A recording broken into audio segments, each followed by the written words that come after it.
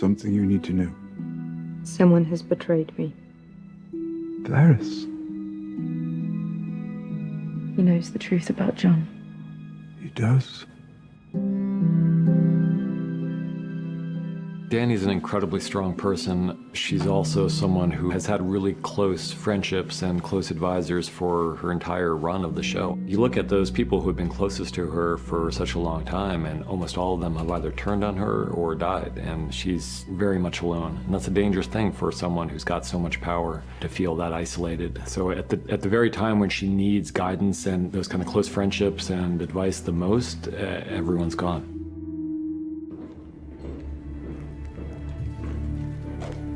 I think that Varys knew that it was unlikely that he would survive the attempt to overthrow Dany in favor of Jon. And he also knew that ethically, in his mind, had no choice but to try to do that anyway. It was me. Goodbye, old friend.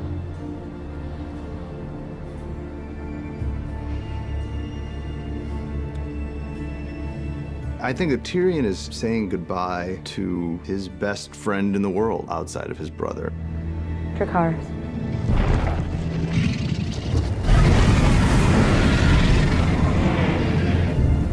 And the amount of guilt that he feels over being the cause for his best friend's imminent death, it's hard to really get your head around. I don't have love here. I only have fear. You will always be my queen.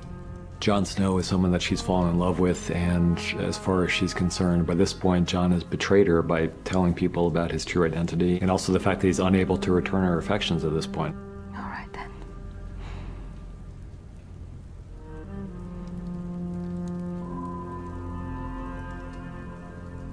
Let it be fear.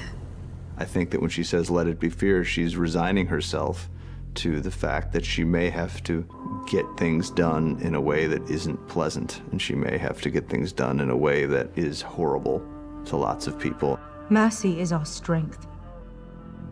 Our mercy towards future generations. He will never again be held hostage by a tyrant.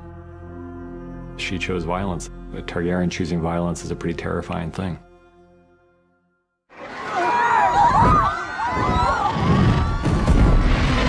Even when you look back to season 1, when Khal Drogo gives the Golden Crown to Viserys, and her reaction on watching her brother's head melted off. He was no dragon. And he was a terrible brother, you know, so I don't think anyone out there was crying when Viserys died, but there is something kind of chilling about the way that Dany has responded to the death of her enemies. And if circumstances had been different, I don't think the side of Dany ever would have come out. If Cersei hadn't betrayed her, if Cersei hadn't executed Missandei, if Jon hadn't told her the truth, like if all these things had happened in any different way, then I don't think we'd be seeing this side of Daenerys Targaryen. I don't think she decided ahead of time that she was going to do what she did.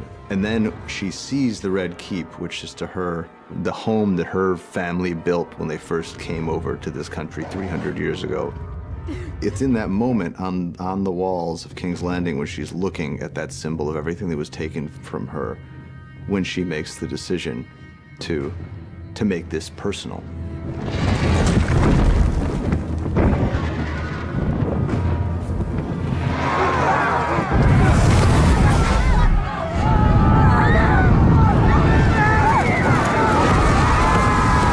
We wanted her to be just death from above, as seen from the perspective of the people who are on the business end of that dragon. In most large stories like this, it seems like there's a tendency to focus on the heroic figures and not pay much attention to the people who may be suffering from the repercussions of the decisions made by those heroic people. And we really wanted to keep our perspective and our sympathies on the ground at this moment, because those are the people who are really paying the price for the decisions that she's making.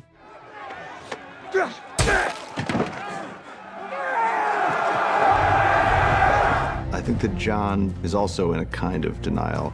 At first, the siege is a war. Soldiers killing soldiers. That's what war is. I think Jon is someone who's always been a very good soldier, who's never enjoyed being a soldier. He's been trained as a fighter from the time he was a little boy. And he's quite good at it. He's quite good at leading men into battle, and he also hates it. I think for him, it's all starts out seeming like it's gonna work out, and then it turns into a nightmare. When she takes off and starts burning the city, the Unsullied on the ground and the Northmen on the ground take that as their cue that it's a moral free-for-all. The good guys are behaving like the bad guys, and the bad guys in this shot are the ones who are doing all of these horrific things around him, who are his own men. The moral lines that he's drawn for himself in his own life can't be maintained for everyone in all situations.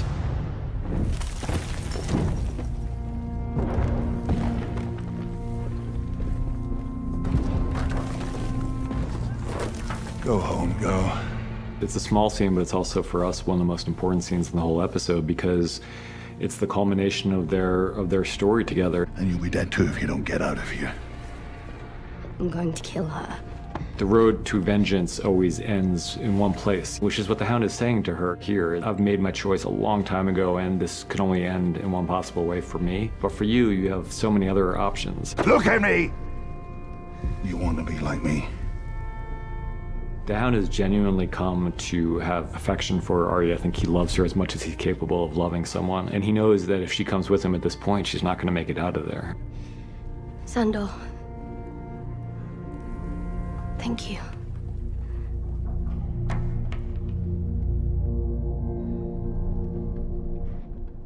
Hello, big brother.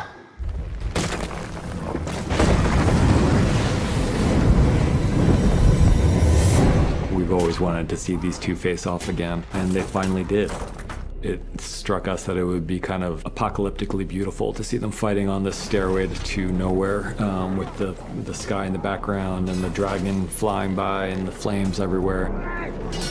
We knew that these two were going to die together at each other's hands, and we knew that the Hound's death had to be a death by fire.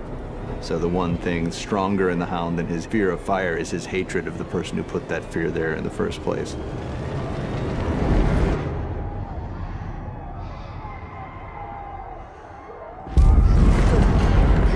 It feels like you needed a perspective to carry you through this horror, like you need a Virgil to take you through the hell that Dany's building. The reason we decided to follow Arya out of King's Landing and to see the fall of King's Landing through her eyes is something that we talked about with an earlier episode. You just care a lot more when you're with a character that you care about. So if we saw a lot of extras running around on fire and buildings falling apart, it might have been visually interesting, but it wouldn't have had much of an emotional impact. But when you're there on the ground with Arya, who's one of the people we care the most about, then everything takes on that much more of an edge. We knew that the Hound would be convincing her to part ways with him and to not go to her death. And once she decides she needs to get out of the city, well, she's in the worst possible place you can be. So she's got to get from that central point all the way outside the walls of the city. It's the longest, hardest journey anybody has to make in the entire episode.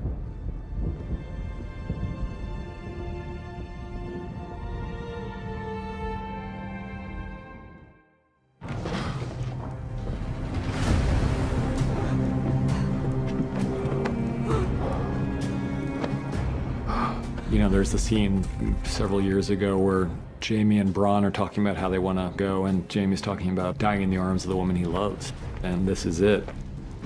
I think he knows that they belong together, that they came into this world together, that they need to go out of this world together.